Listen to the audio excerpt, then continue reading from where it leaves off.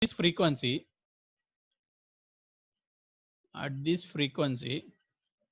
both conduction current and displacement current is same.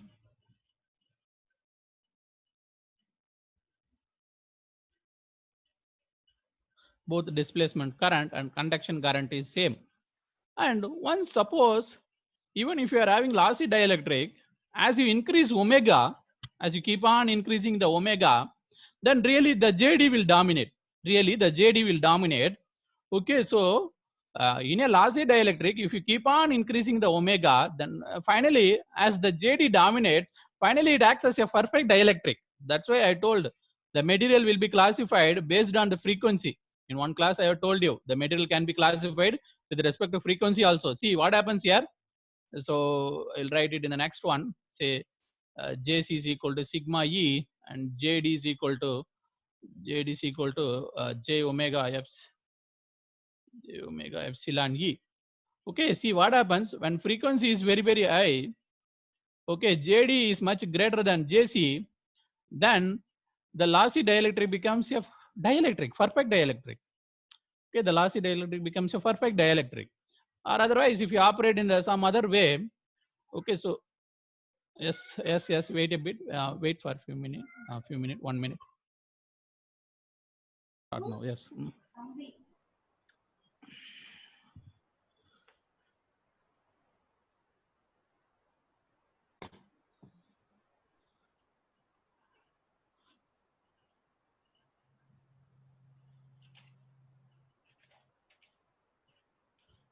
Okay, so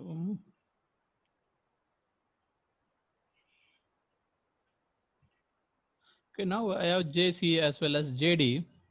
Once if you make a ratio of this one JC divided by JD, then finally you will get sigma divided by omega epsilon. Then finally this will decide whether this value sigma divided by omega epsilon value will actually decide whether the particular material is really a conductor or a dielectric or a good conductor or perfect conductor, like that.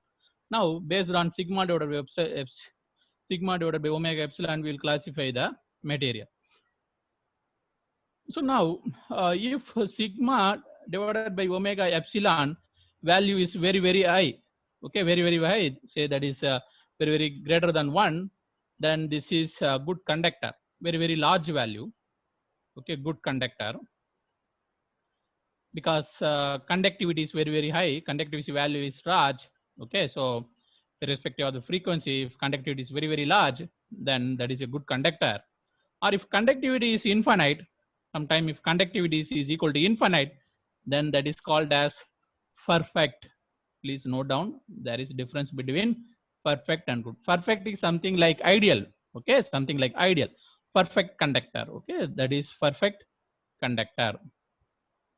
Okay, then if this value is sigma divided by omega epsilon, this is also sigma divided by omega epsilon. If sigma divided by omega epsilon value is 0, for example, okay, 0, when 0 will come if the conductivity is 0, conductivity is really 0, there is no conductivity at all. Okay, this is possible only when conductivity is 0. When there is no conductivity, that particular material is called perfect dielectric. That particular material is called what, sir?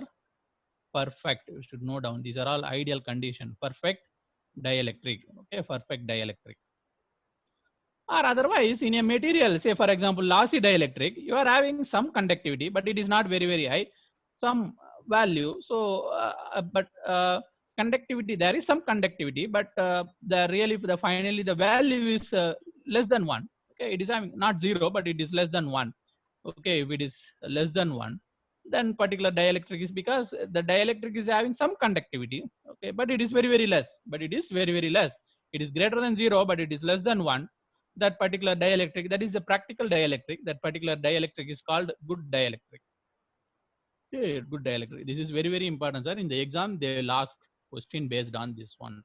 Okay, this table you should remember always.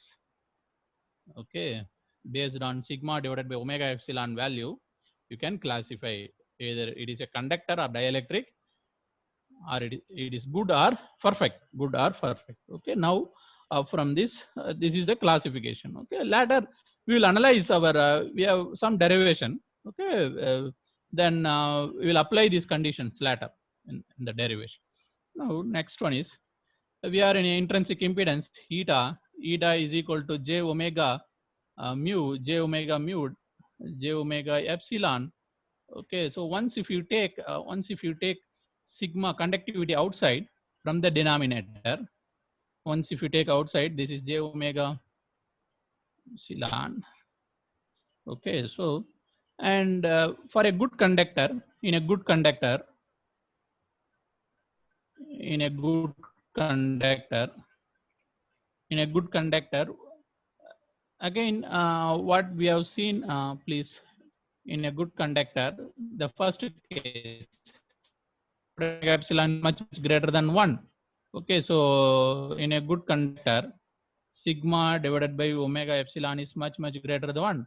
But here it is in the reverse. So how can I modify this one? Omega epsilon divided by sigma is much less than 1. Just I am modifying this equation, just modification. Greater than will become lesser than. Then if omega epsilon sigma is much less than 1, then only the term, this term is present. This term you can neglect. Okay, once if you neglect the term, then your final answer is j omega mu divided by conductivity. Okay, approximately. So square root. And you know, whenever this is really the complex component, okay, whenever you take square root of j, j means 90 degree. Once you, then you can write like this, just magnitude. This is the magnitude value. Okay, 90 degree square root means what? 45 degree. 90 degree angle means what? Divided by 2. Okay, so whenever you take square root, then that is just divided by 2. So now this is the magnitude, this is the angle. Now one thing is very clear. Once if you, whenever you are in a good conductor, you take the ratio of E and H, then the ratio of E and H giving you some magnitude, and also it is giving you some angle. So in a good conductor, always electric field and magnetic field is at an angle of 45 degree. That too, electric field leads the magnetic field by 45 degree. In a good conductor, so what is the conclusion? In a good conductor, very important, in a good conductor, electric field leads magnetic field, electric field leads magnetic field by 45 degree.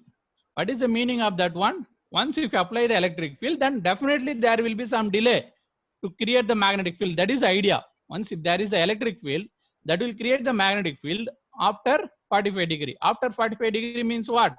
Theta is equal to 45 degree. Theta is what? Omega t.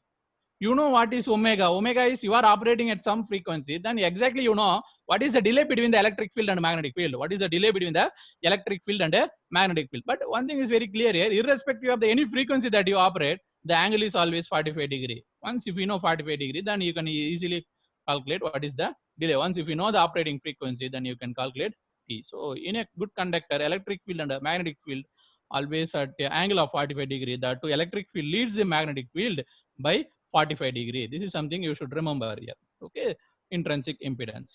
Okay. Now again you can replace omega, sir. Omega, okay, how you can write 2 pi f. Okay, omega can be replaced by 2 pi f and all. That's a regular one. Okay. Next, what is the value of, now we are in a good conductor. We are analyzing about the good conductor. Now we have analyzed about eta. What is the intrinsic impedance in a good conductor? Now, what is the intrinsic? What is the alpha and beta in a good conductor? Okay, already we have derived alpha and beta for a lossy dielectric. Lossy dielectric means the medium which is having the properties of conductor as well as dielectric. Now I am going to analyze it for good conductor. So the conduction phenomena dominates. Okay, so now I will have the equation first. Okay, so now I'm going to analyze what is alpha and beta in a good conductor. Okay, now already I have derived alpha and beta for lossy dielectric. Lossy dielectric means, okay, lossy dielectric means the medium which is having both the conductor and dielectric. Conductor and dielectric. I have the equation for this one. Once if apply some domination, some condition, then I will get the equation for only conductor. So what is that equation? You know, alpha. First I am writing the equation for the lossy dielectric. So what is that is some bigger equation, this one. In the morning we have derived it. So omega square epsilon square. Okay, so okay, this beta is equal to omega epsilon divided by 2 1 plus sigma square.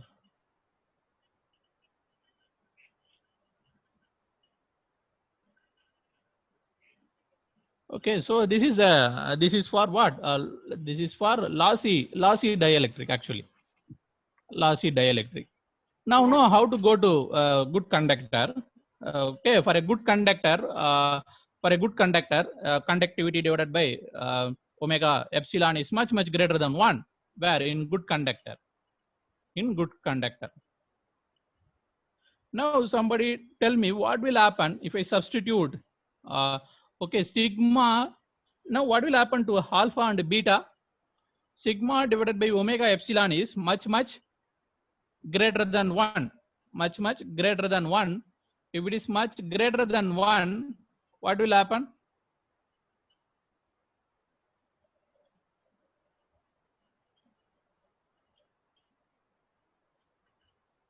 Okay, so this is much greater than 1. When it is much greater than 1, you can neglect this one and you can take root. Still it is greater than this one. Again you can neglect this also. Finally what you will get, I will write one by one. Okay, so you will get mu epsilon divided by 2. First of all, you will get this one after taking the root, because this dominates. You neglect this one, you take root, then you get this one. Okay, finally you take root. Then sigma divided by omega epsilon is much greater than this one. Then you can neglect this one also. So finally omega mu epsilon divided by 2 sigma divided by omega epsilon. Once if you make the arrangement, finally you will get omega mu sigma divided by 2. Omega mu sigma divided by 2. Okay, so omega mu sigma divided by 2. So what is alpha? Omega mu sigma divided by 2. Then what is omega? Omega is equal to 2 pi f mu sigma divided by 2. 2 cancels. So phi f mu sigma. So alpha is equal to what, sir? Pi f mu sigma. Very important. You should remember this result. No need to remember the bigger equation. But once if we know the bigger equation, you can derive this. But in the exam, you will not have time at all. So what is alpha? Alpha is equal to square root of pi f mu sigma. Pi f mu sigma. This you should remember. Where? In good conductor. This is true where? In good conductor. Whenever you have a conducting nature, definitely there will comes alpha. Then this is the exact value of alpha. And somebody tell me what is the value of beta? See, instead of -1 here only +1 is there. Let it be -1 or +1. This is always greater than 1. So again, you will get the same answer. Okay. Once if you apply the same condition for beta, okay, instead of -1 here +1 is there. Already -1 is cancelling because this is lesser than this one. So now +1 is there. That also will cancel. So you will get same answer only. So similarly, in the similar manner, if you derive, yes sir. அந்த derivation alpha போட்டுக்கிறீங்களா? புரியல. அதுல omega epsilon cancel ஆயிடுது இல்ல sir? Omega எப்படி உள்ள வந்துச்சு? இங்க அதாவது ஒமேகா அவுட் சைடுல ஒரு ஒமேகா இருக்குங்களா? உள்ள ஒரு ஒமேகா இருக்குங்களா? இப்போ இந்த ஒமேகாவை நீங்க ரெண்டா எழுதலாமா? ஸ்கொயர் ரூட் ஆஃப் ஒமேகான்னு. சோ ஒரு ஸ்கொயர் ரூட் ஆஃப் ஒமேகா இருக்கு. நீங்க எப்படி டைரக்டா கேன்சல் பண்ண முடியும்? இது ஸ்கொயர் ரூட்டுக்குள்ள இருக்கு, இது வெளியில இருக்கு. இப்போ உங்களுக்கு 5 ஒரு நம்பர் இருக்குன்னா எப்படி எழுதலாம்? √5 ன்னு எழுதிட்டு கீழே வந்து ஒரு √5 இருந்தா என்ன பண்ணுவீங்க? இது கூட இதை கேன்சல் பண்ணிட்டு √5 நிறுத்துவீங்களா? அதே கான்செப்ட் தான். Not understood. புரியலீங்களா? ஒமேகா தான உங்களுக்கு ப்ராப்ளம். மேல ஒன்னு இருக்கே சார். இது மியூ சார். இது மியூ. அது மியூ. இது இங்க பாருங்க மியூ. ஓகே, அதே mu. Okay Okay, similarly, if you derive it for beta, okay, if you derive it for beta, beta also same only, mu, okay, omega mu sigma divided by 2, and that is equal to pi of mu sigma. Okay, so in a good conductor, please note down, in a good conductor, alpha is equal to beta, that is equal to pi of mu sigma in a good conductor. In a good conductor. Okay, in a good conductor, alpha is equal to what? Beta. But unit of alpha is different, unit of beta is different. But alpha is equal to what? Beta, that is equal to square root of pi of mu sigma. Magnitude. Magnitude is this only, square root of pi of mu sigma. If it is alpha, you will put Nm per meter or dB per meter. If it is beta, you will put what? Radian per meter. That is the idea. But magnitude is same. Alpha is equal to beta. That is equal to pi of mu sigma. Okay. Then we have seen what is the skin depth in a good conductor. Okay. Already we have seen the definition of skin depth. Now we'll see skin depth in a good conductor. Okay. Skin depth in good conductor. Okay, in not perfect conductor, good conductor means it is having, practically it is having some conductivity. So you know that skin depth is always, okay, skin depth is always 1 divided by alpha. Skin depth is always what, sir? 1 divided by alpha. Already I told you skin depth is equal to what? 1 divided by attenuation. Okay, but now we have calculated what is attenuation of good conductor. The attenuation of good conductor is what? You can write like this. The attenuation of good conductor is omega mu sigma divided by 2. Once if we take 2 upward, omega mu sigma, or otherwise you can very simply note it down in this way, pi f mu sigma. Okay, why alpha is important? Because once if you know alpha, then only you can calculate the skin depth.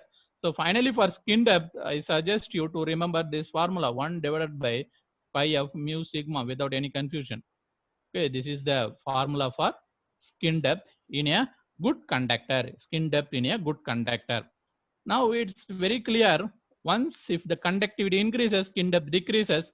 If the conductivity becomes infinite, okay, where it will become infinite? In case of perfect conductor. In case of perfect or ideal conductor where the conductivity is infinite, then what is the skin depth? The skin depth is 0. Then what is the meaning of that? In case of perfect conductor, really the current flows only on the surface. Really the electric or magnetic field present only on the surface. Field present only on the surface. That means what? They cannot penetrate inside the conductor. Okay, in a normal conductor, it can penetrate up to some distance. But if it is a perfect conductor, it cannot penetrate completely. It will be reflected back. So field present only on the surface. Okay. Next, we'll see whenever there is JC and JD. Okay, whenever there is JC and JD, then okay, so JC, suppose if this is say your JD, this is say your JC, whenever JC is JC and JD is there, and really this is your direction of J, this is your direction of J, and wait a bit, one mistake here.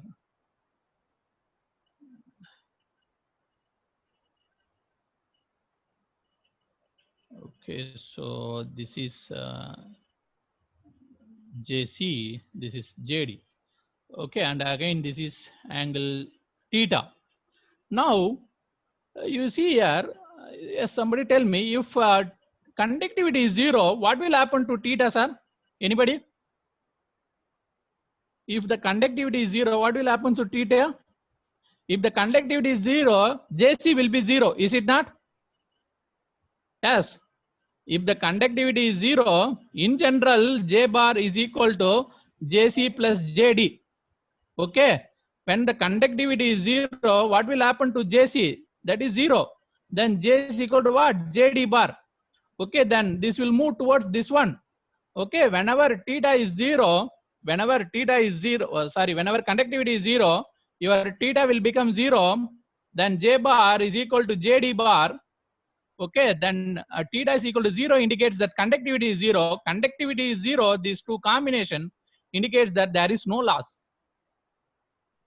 There is no loss because loss will be there when the conductivity is there. Whenever there is no loss, there is whenever there is no conductivity, there is no loss. Okay, then it is very clear when theta increases. When theta will increase, when theta increases, the loss will increase. When theta increases, the loss will increase, but the theta will increase only when the conductivity increases. As the conductivity increases, the theta will increase, the loss will increase. Then what is the mathematical relation? What is the mathematical relation? Say JC can be denoted as sigma because that is really decided by sigma. JD can be denoted at omega epsilon. Now you take tan theta. Tan theta is equal to opposite side divided by adjacent side. What is opposite side? This is the opposite side. That value is theta. Sorry, conductivity epsilon. So what is tan theta? Tan theta is equal to conductivity. Okay, opposite side. This side is equal to this side. That is decided by the conductivity. Then adjacent side is omega epsilon. Now, as theta increases, definitely what will happen? Tan theta will increase. Okay, now or otherwise, as theta increases, tan theta will increase, or otherwise conductivity will increase. As the conductivity increases, what will happen to tan theta, sir? Tan theta will increase. As tan theta increases, what will happen? Theta will increase.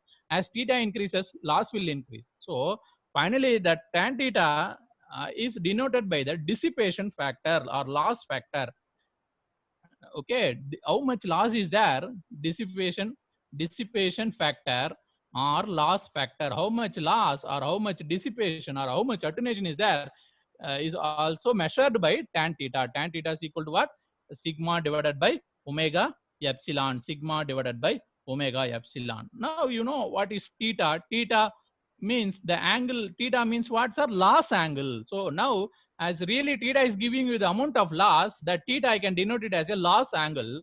The loss angle is equal to tan inverse of sigma divided by omega epsilon. The loss angle, tan theta loss or otherwise theta loss, theta loss is equal to tan inverse of sigma divided by omega epsilon. More the conductivity, more the loss. More the conductivity, more the loss.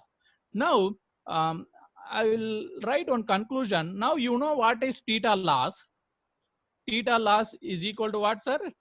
Theta loss is equal to tan inverse of sigma divided by omega epsilon. Now you know what is this one. Already I have told you one angle. Theta eta. Theta eta means what, sir? Intrinsic angle. Intrinsic angle. Is there any relationship between the loss angle and the intrinsic angle? I will write the final one. The loss angle is equal to 2 times the intrinsic angle. 2 times the intrinsic angle. That is theta loss is equal to 2 times 2 important. Sometime in the exam they are asking this also. They will give one angle. They will give intrinsic angle. Simply they will ask what is the loss angle. What do you have to do? Just multiply by 2. Or otherwise they may give you the loss angle. They may ask you intrinsic angle. But you should know this relation. You just try to prove this. Okay, try to prove how to prove this one. You know what is loss angle. Already theta eta is there. Okay, theta is there. Where is that theta eta?